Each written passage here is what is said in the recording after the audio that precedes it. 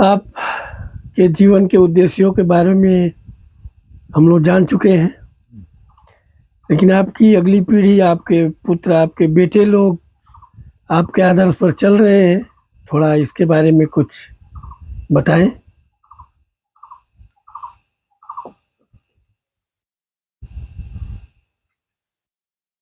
देखिए, हमारे पिताजी भी आरएसएस से जुड़े थे। हाँ, वो भी नानाजी देशमुख और अटल जी के साथ रहे हैं और प्राय 8 साल कंटिन्यूअस नानाजी देशमुख बाबूजी के साथ हमारे घर में रह के और आरएसएस का प्रसार किए थे।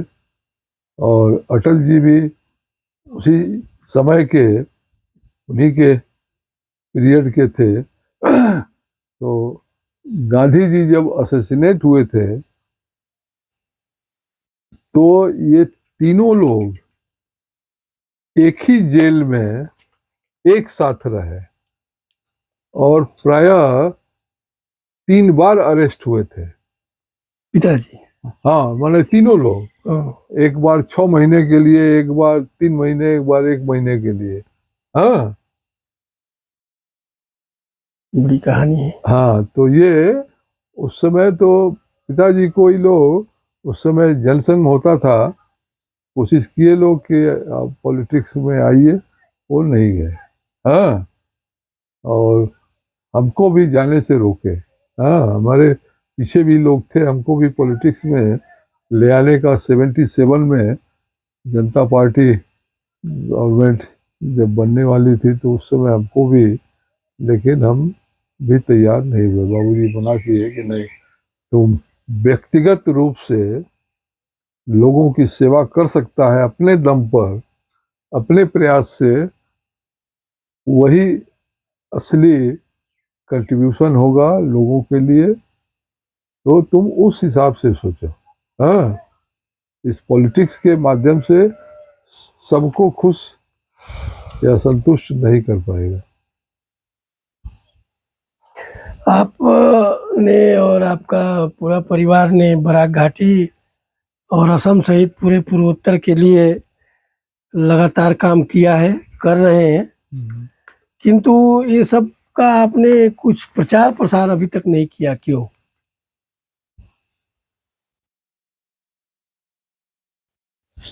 देखिए, प्रचार प्रसार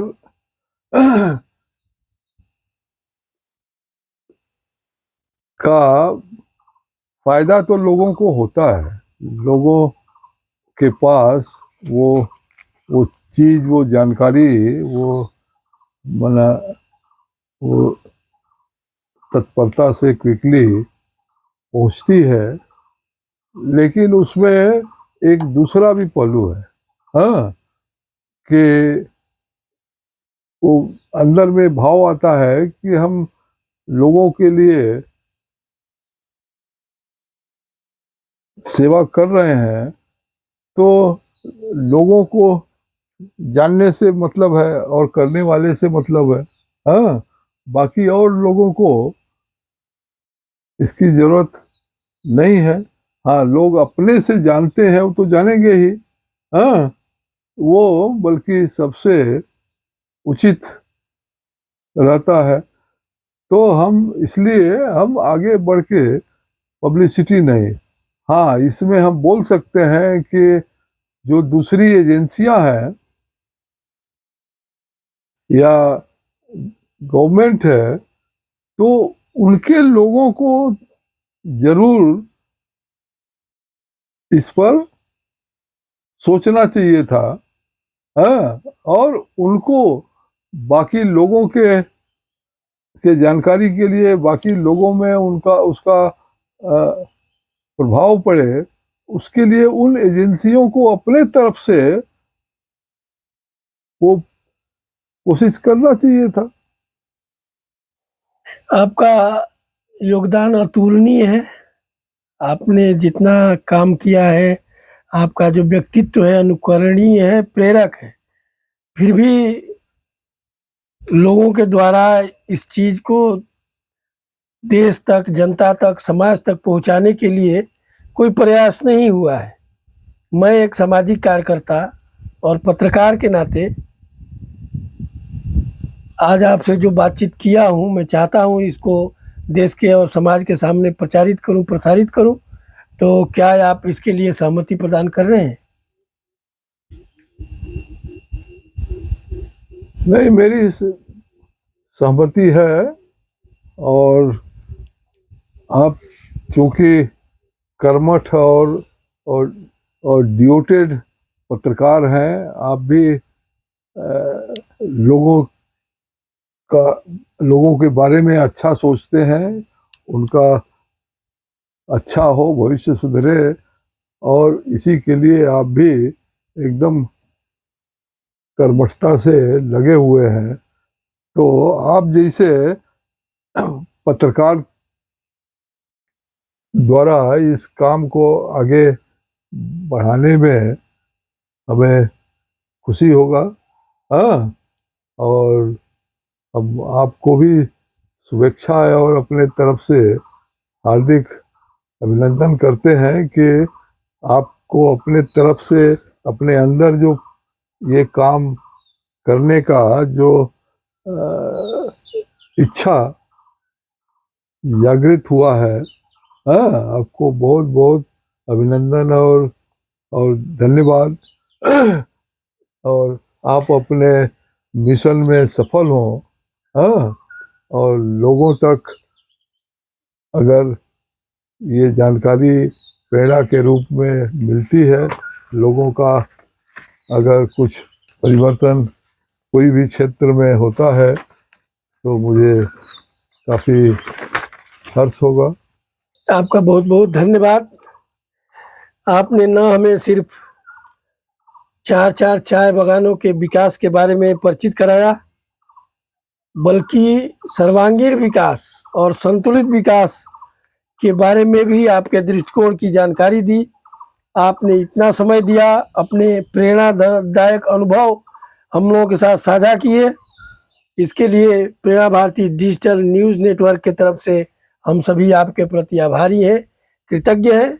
तो आज का हम लोगों का ये पॉडकास्ट यहीं पर समाप्त होता है। अगर हमारी बातचीत पसंद आई है तो इसे ज़रूर लाइक करें, शेयर करें और चैनल को सब्सक्राइब करना और फॉलो करना न भूलें। हम फिर मिलेंगे आपके साथ अगली कहानी के साथ। तब तक लीजिए आसाम के चाय का स्वाद और सुनते रहिए ये प्रेरणादायक बातें।